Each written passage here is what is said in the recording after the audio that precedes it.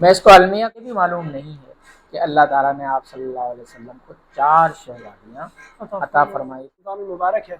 سیدنا رقیہ رضی اللہ عنہ جو کہ آپ علیہ الصلوۃ والسلام کی صاحبزادی ہے، ان کی سیرت اور ان کے کردار پر اگر آپ کچھ گفتگو کرنا چاہیں۔ میں اس کو المیہ کہوں گا جی کہ ہمیں محبت رسول کا دعویٰ تو ہم میں سے ہر ایک کو ہوتا ہے، بالکل، لیکن ہم نبی کریم صلی اللہ علیہ وسلم کے گھرانے سے بھی واقف نہیں ہیں۔ اللہ اکبر۔ حالانکہ اس کے مقابلے میں ہم اگر اپنے گھر میں کسی بچے سے پوچھ لیں کہ اس وقت پاکستان کی ٹیم میں کتنے کھلاڑی ہیں، کرکٹ کی ٹیم میں، فٹ بال کی ٹیم میں، خاص طور پہ کرکٹ کا جادو چڑھا ہوا ہے آج کل، تو ان کھلاڑیوں کے بھی اس کو نام معلوم ہوں گے، بلکہ اس کو پورا بایو ڈیٹا معلوم ہوتا ہے۔ اس کے مقابلے میں اگر ہم اپنی مقدس شخصیات کے بارے میں پوچھیں تو ان کو معلوم نہیں، بالکل ایسا۔ یہ انتہائی ایک افسوس کی بات ہے۔ اور پھر دوسری بات یہ ہے کہ دشمن نے ہر جگہ پر اپنی چالوں کے ذریعے سے جو ہم سے منوانا چاہا منوا لیا، اور جو چیزیں ہمارے دماغوں سے، ذہنوں سے، نظریات سے نکالنی تھیں وہ نکال، ہم اس کے پیچھے پیچھے جا رہے ہیں۔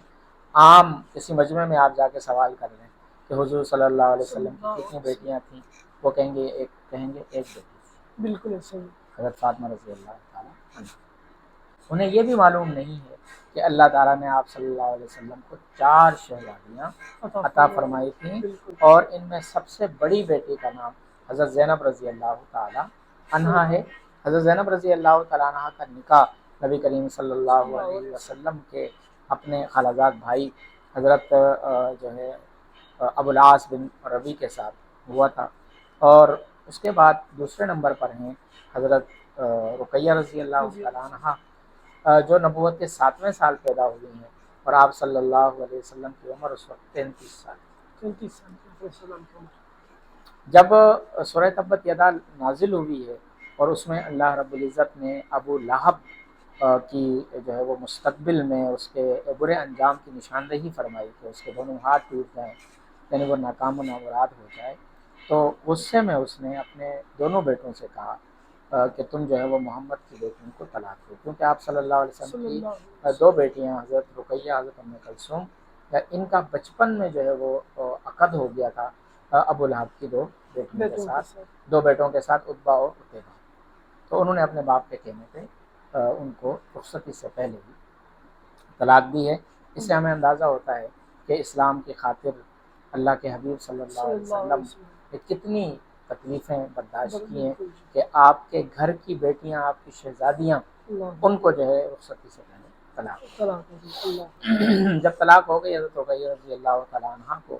تو آپ صلی اللہ علیہ وسلم اب وحی کے انتظار میں تھے کہ اللہ تعالیٰ کی طرف سے کیا حکم آتا ہے۔ اللہ تعالیٰ کی طرف سے حکم یہ آیا جب حضرت عثمان غنی رضی اللہ تعالیٰ عنہ حضرت ابوبکر صدیق رضی اللہ تعالیٰ عنہ کی دعوت پر مسلمان ہوئے، تو اللہ کی طرف سے حکم یہ آیا کہ اپنی بیٹی رقیہ عثمان سے بیعت۔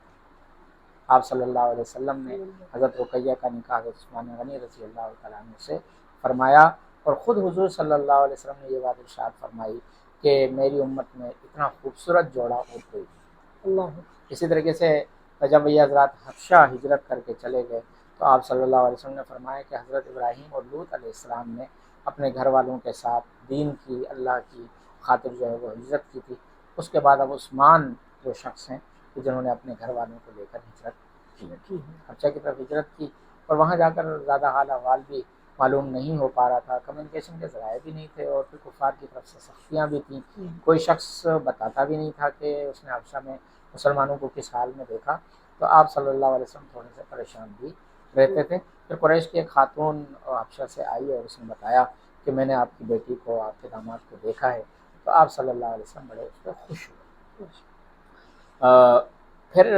ایک واقعہ حبشہ میں مشہور ہو گیا کہ جی مکہ کے تمام لوگ مسلمان ہو گئے، سارے مشرکین نے توبہ کر لی اور سارے مسلمان ہو گئے۔ یہ واقعہ سن کر اور یہ خبر سن کر جو حضرات حبشہ ہجرت کر کے گئے تھے وہ سارے کے سارے مکہ واپس آئے، لیکن مکہ پہنچے تو پتہ چلا کہ ایسی کوئی بات نہیں تھی۔ پھر یہ دوبارہ ہجرت کر کے چلے گئے۔ آپ صلی اللہ علیہ وسلم نے حضرت عثمان رضی اللہ تعالیٰ عنہ کو اس موقع پر یہ فرمایا تھا کہ مجھے عنقریب مدینہ کی طرف ہجرت کا حکم ہوگا، جب آپ یہ سنیں کہ ہم نے مدینہ ہجرت کر لی ہے تو پھر آپ حضرت رقیہ کو لے کر آ جائیں۔ یہ جو ہجرت کا سفر تھا حبشہ کی طرف، اس سفر میں حضرت رقیہ رضی اللہ تعالیٰ عنہ نے اس قدر تکلیفیں برداشت کی کہ ان کے پیٹ کا حمل بھی ثابت ہوئی، اللہ اکبر۔ اور پھر بعد میں اللہ تعالیٰ نے انہیں ایک بیٹا عطا فرمایا جن کا نام عبداللہ تھا، اور اسی عبداللہ کے نام سے کنیت حضرت عثمان رضی اللہ تعالیٰ عنہ کی ابو عبداللہ ہے، لیکن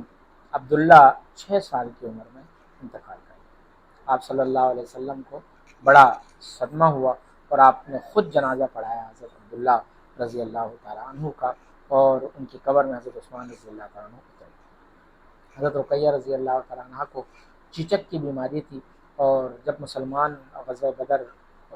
فتح کر کے فتح کی خوشخبری لے کر واپس آ رہے تھے، تو یہاں جو لوگ موجود تھے مدینہ منورہ کے اندر، وہ حضرت رقیہ رضی اللہ تعالیٰ عنہ کی تدفین سے فارغ ہو رہے تھے۔ اللہ اکبر۔ لیکن جب بدر کے لیے جا رہے تھے تو حضرت رقیہ بیمار تھیں۔ آپ صلی اللہ علیہ وسلم نے حضرت عثمان غنی رضی اللہ تعالیٰ عنہ سے فرمایا کہ آپ رقیہ کی تیمارداری کریں، آپ جہاد میں نہ چلیں، حالانکہ وہ مکمل طور پہ تیار تھے، انہوں نے اپنا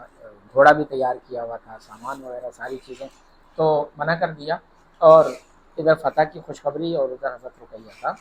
دنیا سے ان کا انتقال ہو گیا۔ 22 سال ان کی صرف عمر تھی، اتنی کم عمری کے اندر حضرت رقیہ رضی اللہ تعالیٰ عنہ انتقال کر گئیں۔ آپ صلی اللہ علیہ وسلم جب ان کی قبر پہ پہنچے، جنازہ ہو گیا تھا، تدفین ہو گئی تھی، قبر پہ پہنچے تو فرمایا کہ رقیہ عثمان بن مظعون رضی اللہ تعالیٰ عنہ کے بعد اب تو دوسری خاتون ہے جو مطلب مہاجرین صحابہ میں سے جس کا انتقال ہوا ہے، لہٰذا تو عثمان بن مظعون کے ساتھ مل جا۔ بڑا آپ صلی اللہ علیہ وسلم کو صدمہ ہوا، حضرت عثمان غنی رضی اللہ تعالیٰ عنہ کو بھی بڑا صدمہ ہوا۔ پھر وحی کی تعلیمات کے مطابق نبی کریم صلی اللہ علیہ وسلم نے اپنی دوسری بیٹی حضرت ام کلثوم رضی اللہ تعالیٰ عنہ بھی حضرت عثمان غنی رضی اللہ تعالیٰ عنہ کے نکاح میں دی، اور ان کے انتقال کے بعد فرمایا تھا کہ اگر میری 40 بیٹیاں ہوتی تو میں عثمان کے نکاح میں دیتا۔ حضرت رقیہ رضی اللہ تعالیٰ عنہ کو اللہ تعالیٰ نے سلیقہ مندی عطا فرمائی تھی، سگڑ خاتون تھیں، وہ گھر کے معاملات وغیرہ ہر اعتبار سے، اور ساتھ میں آپ صلی اللہ علیہ وسلم نے انہیں خاص طور پر یہ تاکید فرمائی تھی کہ یہ جو عثمان ہیں یہ اخلاق میں میرے صحابہ میں سب سے زیادہ میرے قریب ہیں، لہٰذا ان کی خدمت کرنا اور انہیں کبھی ستانا نہیں۔